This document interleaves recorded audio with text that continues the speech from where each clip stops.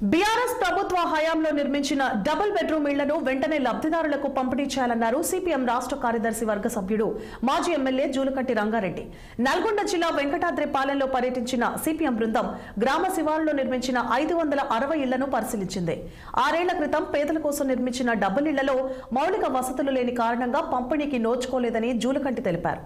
అయితే అట్టి ఇళ్లు శిథిలావస్థకు చేరుకున్నాయని, మౌలిక వసతులు కల్పించాలని అనేక సార్లు నిరసనలు చేసిన ప్రయోజనం చేకూరలేదని ఆయన ఆవేదన వ్యక్తం చేశారు.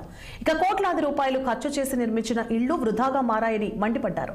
మరమ్మతులు చేసి వెంటనే లబ్ధిదారులకు అందించాలని డిమాండ్ చేశారు జూలకంటి రంగారెడ్డి.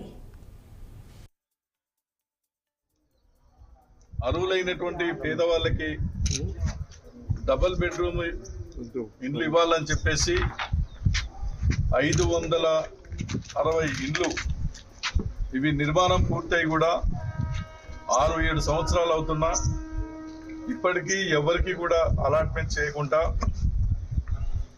పేదలకు హ్యాండ్ ఓవర్ చేయకుండా వీటిని వృధాగా పెట్టడం అనేది జరుగుతూ ఉన్నది.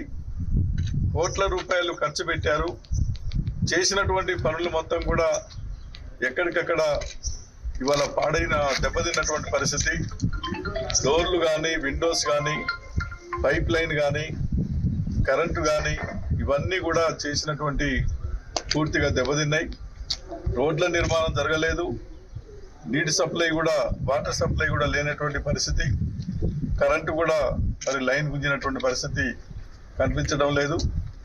ఈ విషయంలో అనేక సార్లు ఇక్కడికి వచ్చి పరిశీలించి మరి అర్హులని సెలెక్ట్ చేసి వాళ్ళకి హ్యాండ్ ఓవర్ చేయండి, వాళ్ళు చక్కగా ఇక్కడికి వచ్చి ఉండడానికి అవకాశం ఉంటుందంటే ఇక్కడ రోడ్ల సౌకర్యం, ముఖ్యంగా ఈ కాలనీకి రావడానికి ప్రధానమైన రోడ్డే లేదు.